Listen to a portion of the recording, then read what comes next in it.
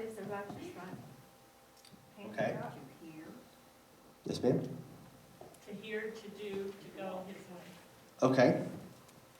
He doesn't like the left? Wolves are on the left, the sheep are on the right in the New Testament. Okay. Yeah. That's the spiritual side. Right hand. Spiritual. Okay. Yeshua's on the right hand of the Father, sitting at the right hand. That's where I was going. Where's Yeshua's placement? Not here. Or do y'all? I'm left-handed now, watch it. Just saying. So were some Benjamites. I'm just saying. Yeah, the tribe of the left. Yeah, some of the Benjamites were too. Yes. Do you think it's also a picture of, like, they put mud on the horn, then they sprinkle it, and they sprinkle so they become an altar? Okay. I like where you're going with that, because here's the next question. What do they do with the rest of the blood? Because they use it to sprinkle, they use it to dab, they use it to do all that kind of stuff. Pour it on the ground. Some on the altar, Pour it on the ground. On Word the on the ground there. base of the altar. base of the altar. Okay, so ground, yes, but it's right at the base of the altar. What happens when it touches the altar? Becomes holy. It's holy. Which keeps holy ground around Which the makes altar. it holy ground that it's on. Okay? Anyway, these pictures they're not little things. We're taking them down to the root element, but really, what are they making a picture of? If this altar that they are making sure never goes out is a catalyst for all of the offerings and the sweet savor and all that kind of stuff to go on here, anytime they come in contact with that altar, it makes it holy. Well, and also the idea of his presence being able to come out from the Holy of Holies to meet with the common people at the altar, that environment has to be holy. And so they're keeping a holy environment for God to come. Okay? Getting back to the portion for that very reason. Getting back to the portion that was the Levites, the priests. Where did they eat the portion of their own?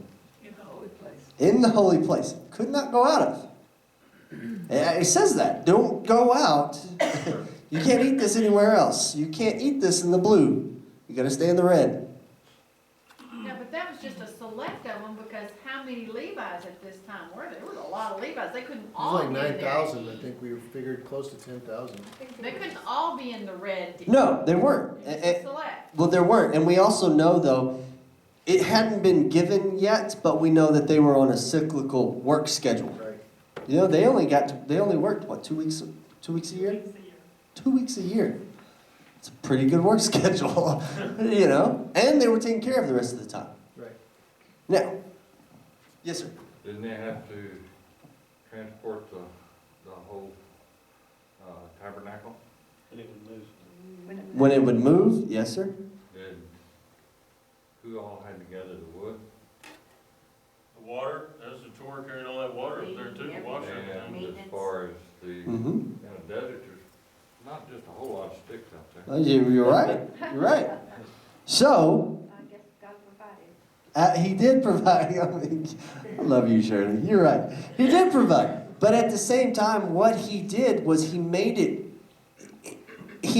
work. Does that make sense? It made it labor. He made it actually people use labor of love all the time. I don't know too many people that have a labor of love. I really don't.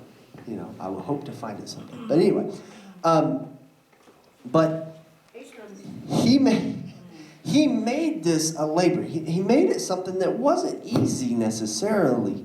Okay, you know, because it wasn't meant for everybody. Why were the Levites first chosen? We just went through that. Because they stepped up and Right, because they stepped up and went, you know what, this is wrong. Moses, we're on your side, right? God's side. At the golden calf. At the golden calf. They slew their own brothers. How many people did we just say that there were? 10,000. 9,000 to 10,000 of them against 2.5 million. That wasn't an easy decision. Or was it? I'm just saying, peer pressure is kind of a hard thing. I mean, and you got I don't know, 1,000 times your number, kind of looking at you and going, you're going to do what to us? Absolutely. So it's never an easy thing, right? But that's what I'm saying with the gathering of the sticks, with the gathering of the water, with all the transportation of the stuff. This was a heavy altar, guys. I'm serious. This thing was made of heavy material, right? We know that gold was what everything was lined with. Gold's not light. We know that. Okay, when I was in Israel, they had the menorah, and it's 9 feet tall, made out of pure gold. Uh-huh. Now, I know that's not too heavy, but Well, they think it was like 75 pounds. You know, that's what the talent, because it was made out of 1 talent. If we look at the actual original menorah, and we look at it was made out of 1 talent, it's equated to about 75 pounds. Everybody else heard that? I'm not the only one who's heard that, right? well, the menorah there in Israel, I'll bet you weighs a whole lot more than that. Well, I'm sure, but that one doesn't move either. Regardless of the menorah, the Temple Institute has made all of the artifacts, and I saw a picture of them moving the bronze altar Mm-hmm. a few weeks or about a month and a half ago. And they were using a crane to set it on a semi-truck. So Absolutely. that's how heavy the bronze altar was. Oh, yeah. Yeah, it wasn't, me and you, Eric, just go pick it up. Right. Right. The Korathites they had some muscles. And the Kohathites were the ones that were in charge of moving all the utensils and Right. everything. But they didn't, now here's But the they thing. didn't help set anything up. Here's the other question. Did they minister to anyone? Or did they minister to God? They were only in charge of the utensils, weren't they? That's right. They were just in charge of moving the stuff. So we had 9,000 people. Hold on. We had 9,000 people in the tribe of Levi that was broken down into clan, that was broken down into family, right? And then we know that a lot of them were the workers. And then we had, how many of them were actually the priests? A select few. 1/4 1/4? or less. I think it was less, to be honest, because I know that it was Aaron and his sons and their family descendants. Okay? And we know that they were one of the small tribes. And 2 of them got killed.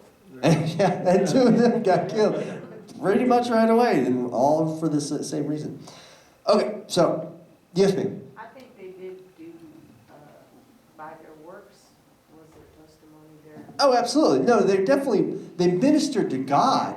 They ministered to other people. People always are watching it. Sure. And they're Just like us today. You're right. Part of the body. But there again, what was the purpose to the priests? It's already given us the purpose of the priests, guys. Take care of the house. What God commanded them to do. To minister to who? Sure. To the Lord, not to the people. See, there. That's right. There for the Lord. What- Their service is for the Lord. What ours should be today. Right. So, what's going to happen is we are going to be that witness for other people? Absolutely. But that's the byproduct of us ministering to who? That's right. That's right. All right, so, now let's keep going. And then the Levites, later on, it pretty shows that they go to all over the country, and everybody, it's a big thing to have a Levite ministering for you. Oh, yeah, absolutely. Absolutely. I mean, I know that the tribe of Dan stole a priest away from another tribe because it was like, oh, wait, they got a priest? We're taking him with us. Why? Well, because there weren't too many of them. It wasn't an easy thing to come by, Kind of makes you think why the Catholics think it's so great when her son is a priest. They got it from somewhere. Yeah, just saying. I'm not touching the Catholic thing right now, but I get you. All right. They think it's an honor. They think it's an honor. Okay, all right, now, here we go.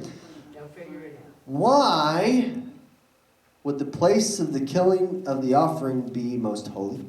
I just hit it just a second ago, but I'm making that a point.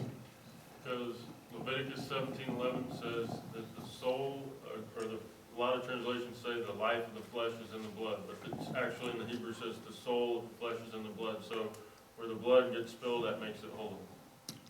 So it was blood. Yep. It wasn't the actual everything else. It was the blood that made the place holy, right? Right, okay. I thought that we hit that a second ago. We don't have to go back and further detail that. It's just important that we start looking at these things. There was more than one place that was called most holy. So in a sense, it's actually where the life is what's holy, because we know the life is in the blood. Okay? Those animals don't seem too alive. No, but the blood, that's what I'm saying. Right, Until the blood was taken out. right. I'm not going to hit on that. All right, so, but we need to make sure that we are differentiating the actual placement of the holy places. Where were they killed? Where were the animals killed? Right here. Okay? What happens every time we have a Passover and we actually go through the story? Where was the animal killed? At the door. The door of the house. The door of the house. The door of the house. And the blood's put on the... Okay. When you walk into your house, Threshold. a lot of people, they wipe their feet, right? Little boys only. Well, yeah. A lot of people used to wipe their feet when they go into houses. Okay? Before they go into the house. So, but that's right at the door. You don't wipe your feet 20 feet from the door. You wipe your feet at the door. What would happen if you did that all the time and there's dirt right there? No. Bring the dirt inside? You create a basin. You create a basin. That's why there was blood when they killed the animals at the door of their house. There was a basin that caught that blood. They weren't just dipping it off the ground from where it fell earlier. There was a basin that caught the blood. They dipped the hyssop in the blood, and then they painted it on the doorposts. Okay? We're talking about rivers and buckets of blood at this thing, right? Because how much blood's in a cow? A lot. I don't even have a number, but a lot sounds sounds good. There's a lot of blood in a cow. And there was a lot of rams being offered. Look, when Solomon dedicated the temple, how many? Yeah, thousands. And thousands. Hundreds of thousands. That's my point. But he's created this placement, all right, that we already had a picture of. What? You can't get into the most holy without Going through the blood. going through the blood. Right. That's the point I was making. You can't enter into the house without what? Going over or going through the blood. That's why you were covered. Was there windows that the death angel could have gone through? I imagine. Okay? But it wasn't that. It was that you physically had to immerse yourself in through the blood. Well, don't we talk about Yeshua being the door? So when you put the blood on the actual posts, what did you do? You created what? The actual covering. So I'm not going to hit that anymore. I just think that's important that we've already had that picture. The children of Israel have already had that picture. Where? In Egypt at Passover, when they had to do it one time, and then they had to kill all the animals that they had right there at the door of their own house. All right? And then they had to go through that door to be safe. What's inside here? God's presence. God's presence. Pretty safe in God's presence. Well, if unless you're named down in a clean, bayou, you can't come in unless you're clean. Let's first put it that way. So you're clean first. You go in, you're pretty safe. That's what I'm saying. Is that we've already gotten this picture. And he's already shown it to the children of Israel that if you just do what I ask you to do, you're covered. That was at Passover. And then they got this picture and they're going, huh. Not a hard concept, guys. So, anyway. All right. One more thing is all I want to hit. And like I said, there's so much in this. It was one of those things that's very... Yes, sir. Threshold, Yes, sir. Zephaniah. Okay? On that day, on the day of the Lord's sacrifice, I will punish the princes and the king's sons, all clad in foreign clothes. On that day, I will punish all who avoid stepping on the threshold. Right. So if we don't go for that blood, You are not going to be covered. cool. Yes, sir. I was reading a thing on, during the Passover, there were, so many million people showed up for the Passover each year in Jerusalem. And, there was not enough room for everybody to come into the temple to get their sacrifice Right. killed. So what they had done is, God allowed them to, as long as you were in the vision of the temple curtain there, you had to be in direct line where you could see the curtain. The Levites would be there to help you. You would kill your animal, and the Levites would run the blood to the priests in the temple and put it on the altar. And that was the same area that Christ died on. So he died within the vision of that curtain because they saw the curtain when it split. Yeah. So How many people, on that note, how many people have been to a slaughterhouse?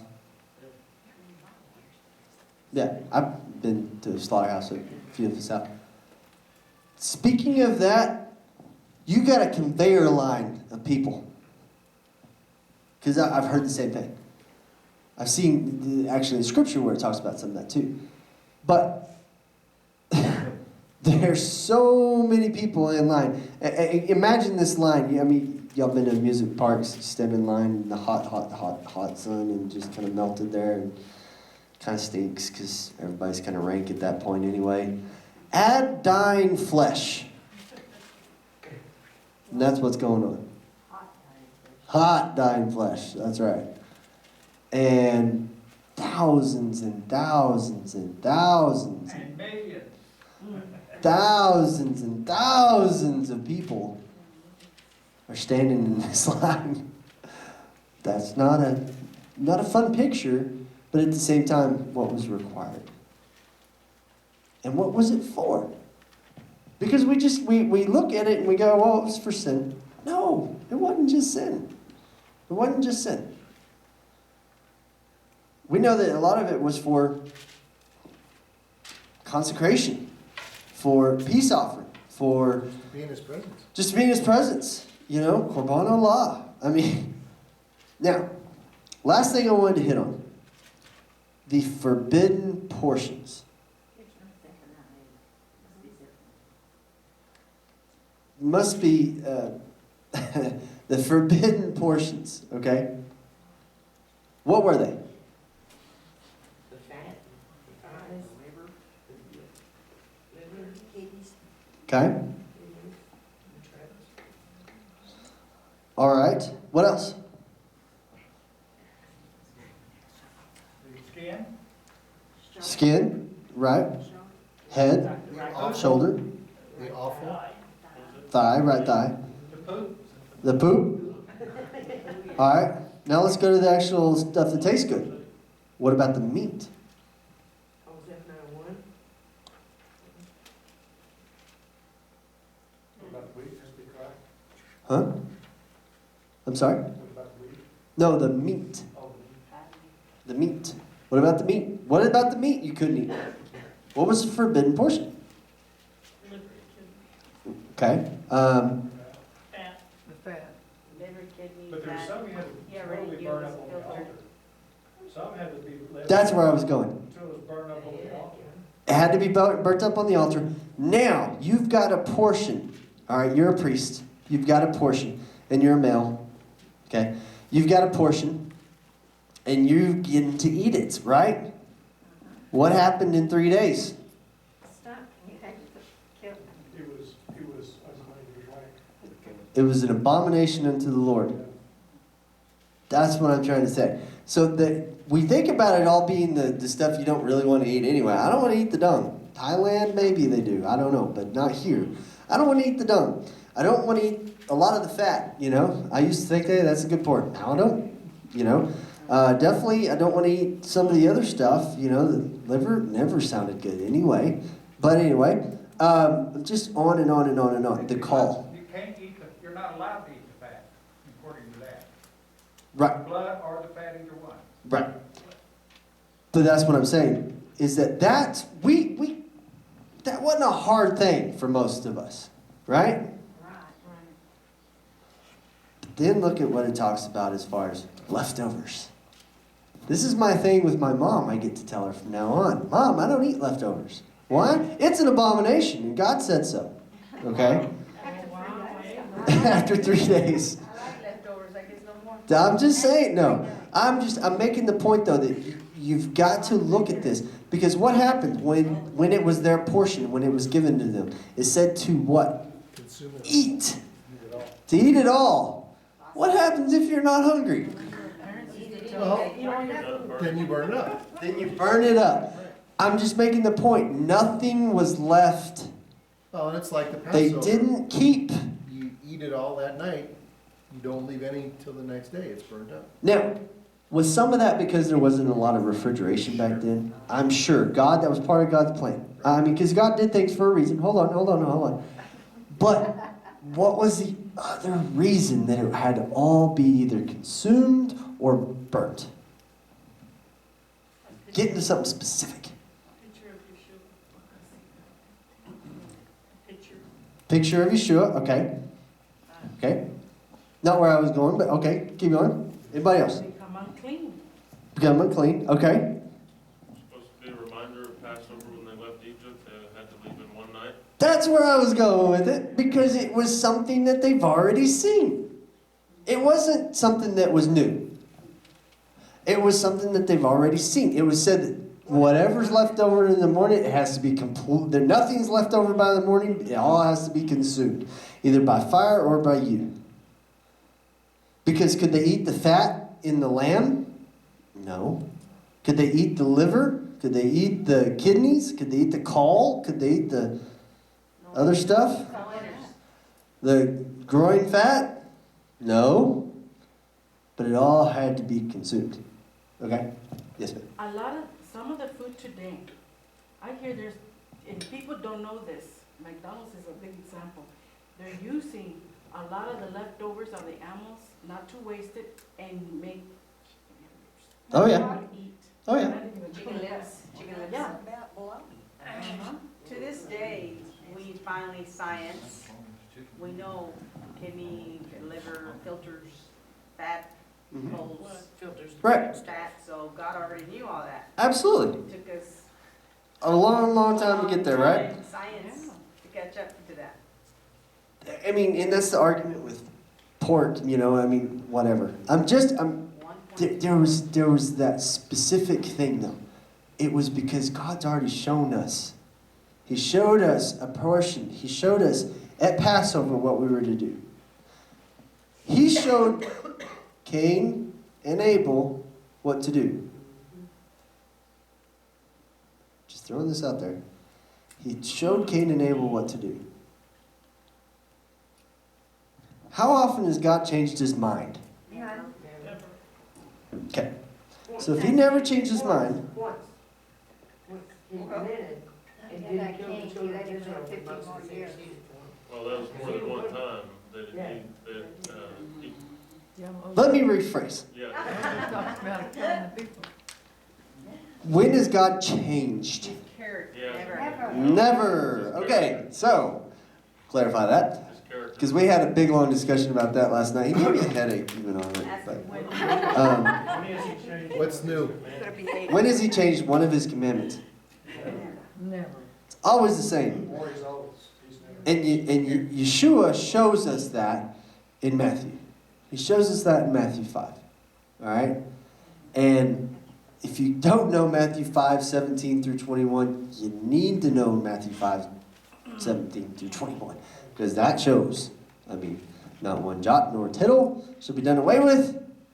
I'm not here to come to destroy. I mean, you can go over every line of it and go, well, he's saying it 5 times here. Well, only as long as the sun and moon are there. Earth has to be done away with. You know, I mean, there's lots of things, but I'm just making the point. He doesn't ever change his commandments. So if Cain and Abel knew, and sun, the moon, and the stars been around for a while before this, right? Was Passover the first time Passover was supposed to be kept? That's the last question I'm asking. Okay? Y'all think about that. And then we'll get on this Passover actual movie. I just wanted to say, I think it's cool in chapter 8, it talks about they had to have unleavened bread. I know this parsha probably doesn't fall during Passover every year, but I thought that was cool because this year we're about to have Passover, and in the parsha it's talking about unleavened bread. Absolutely, absolutely. I mean, that was part of the actual burnt offering. And it wasn't necessarily for consumption. It was for a heave offering and then to be what? Burnt. Fully. Yes, ma'am. I don't know whether, most of us probably know this already, but there's a lot of Muslim meat coming into our state. Yes. And McDonald's for one, and I just found Halal. out last night, Subway. When I was reading something on the internet. At the end of this part. Is that you? I guess. The only thing I'm going to say about that, if you have a true question about that, call their corporation and ask. And have somebody on the phone with you, okay? Because here's the thing, there's a lot of stuff on the internet, I'm just letting you know. There's a lot of people that are haters out there. There's a lot of messianic haters out there right now. And I mean that are a part of our movement that are going, well, everything's bad, okay? When it's not. So, I'm just making a statement. Some places offer both. Right, some places do offer both. There again. There's supposed to be a sticker on it. No, there's supposed to be a sticker. Call and ask. Just call and ask. That's what I'm trying to say with that. Call and ask. Will it be truthful? Sometimes, yes, absolutely. And if you have if you have a question about the meat itself, absolutely it is. Is she talking about halal celebrations? Yes. Yes. That's in England. It is in England. What's here too? What? Well, see, okay, well, hold on. What's in English? This is what I'm saying. Halal certified. Get confirmation before you make statements. Because that's the only thing. There's a lot of things on the internet. A lot of things. I mean, you know, first place that I heard that Jesus was a white guy was on the internet. Okay. So I'm just saying. And he was alive today. So I'm just saying. Anyway, there's a lot of things on the internet. You're on the internet. I am on the internet now, so get some confirmation before you take any of this seriously. Yes, sir. I have one question. Yes, sir. The people that were separated, that were cut off from their people, Yes, sir. what happened to them? Could they be redeemed? Yes, sir. Could they be? Could they be redeemed? saved? I heard that when it says cut off, that means utterly destroyed. Okay. So they're not here? But they're early destroyed, I guess they can't be. The lepers would have to go out. And Proverbs says The lepers would have to go outside. Right. They'd have to go outside the camp. They have to be cut off completely. Proverbs says your sin is your own destruction. Okay. But, hold on. We're getting into that. That's a forever statement.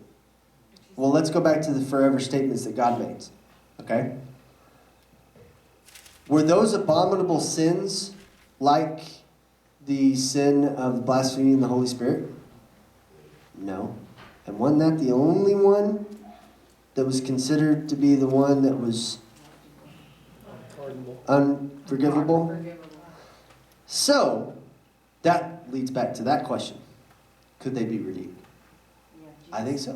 Absolutely. So how big a trouble are we in? Because That's how we're all of forgiven. us have probably blasphemed the Holy Spirit.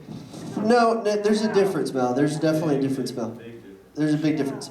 But we're not getting on that topic right now. What I'm getting on is to your question. Because if it's one of those things, and I'm with you, I've heard the same thing on to be separated.